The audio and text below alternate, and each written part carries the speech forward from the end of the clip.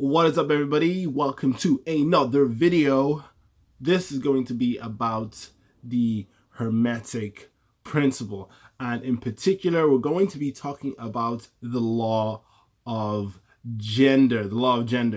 Now, the law of gender, Hermetic philosophy states that gender is in everything. Everything has its masculine and feminine principle. Gender manifests itself on all planes. So we can see this there's gender in all things. Whenever we're looking at the physical plane, where you see there's male and female, and it's the coming together of those properties that produces babies. You know, you're here because of that. I'm here because of that, and we see that it manifests in the mental realm, where thoughts are manifesting and bringing things into existence. And we're going to go into that a little bit.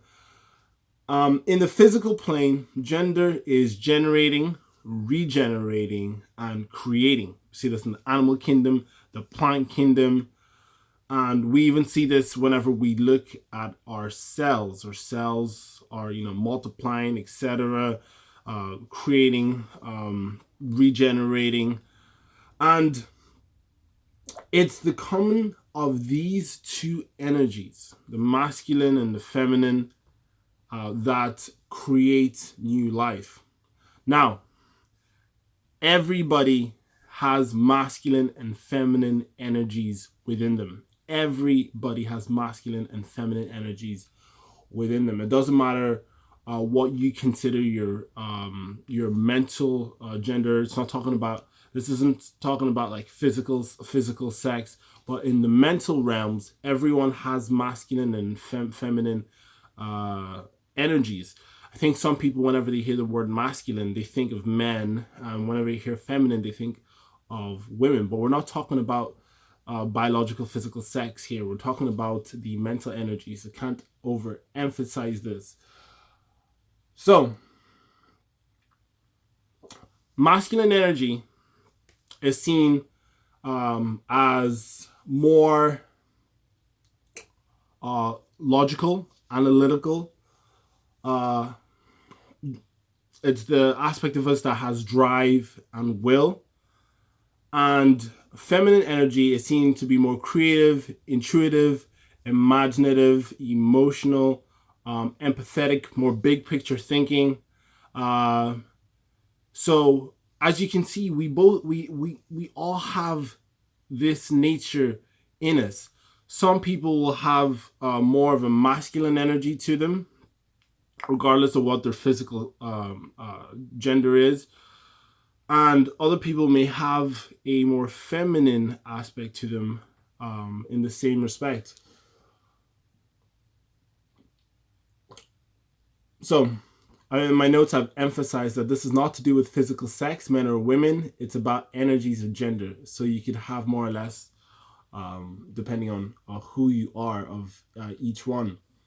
So the tendency of the feminine principle, now this is in the Kabbalion, says that the tendency of the feminine principle is always in the direction of receiving impressions, while the tendency of the masculine principle is always in the direction of giving out or expressing. Okay? And whenever you combine both, what you get is a creative ability in being able to express yourself. So this is why it's good to harmonize these energies. And this is also from the Kabbalion.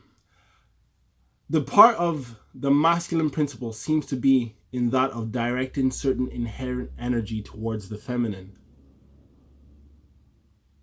and thus starting into activity and the creative process. But the feminine principle is one always doing the active creative work. So the feminine energy is doing the active creative work, and the masculine energy is directing the energy. So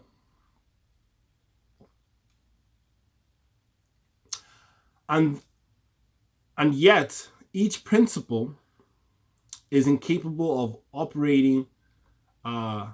of operative energy without the assistance of the other. So the masculine and feminine energy, they need each other. They need each other. And an example of how we can look at these two energies is look at the sperm and look at the egg. So the egg is massive ball of creative potential. That is where new life is emanating. And the sperm is tiny in comparison to the egg. It's the active little critter. And it takes the sperm meeting the egg to get the creative process of new life to manifest, to come into existence. That's why we're all here. So masculine energy can be seen as the objective, or seen as the conscious mind, and feminine energy can be seen as the subjective or subconscious mind. Masculine can be seen as the voluntary, and the feminine energy can be seen as the involuntary.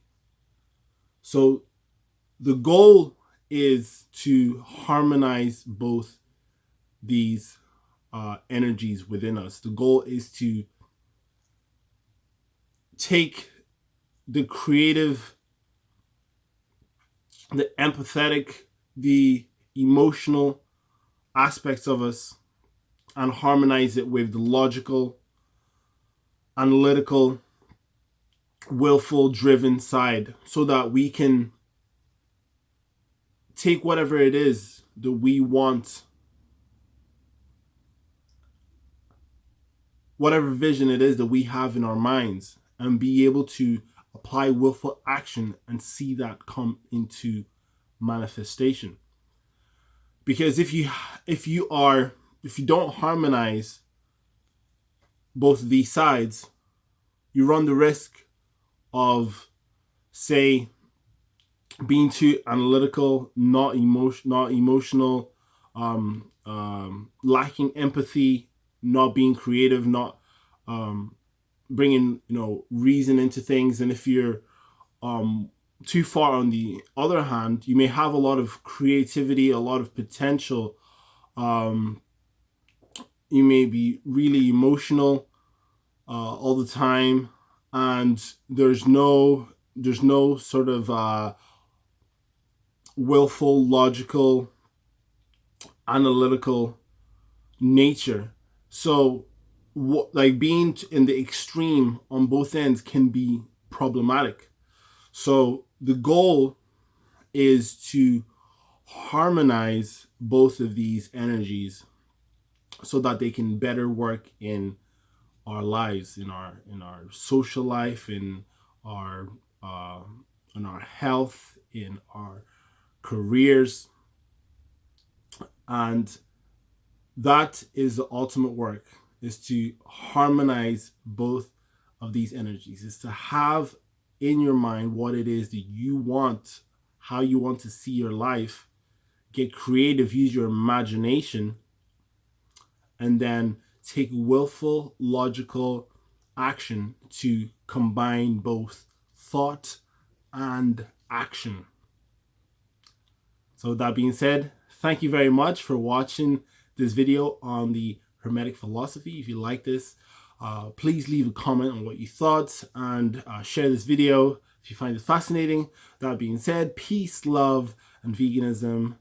I am out. Yay!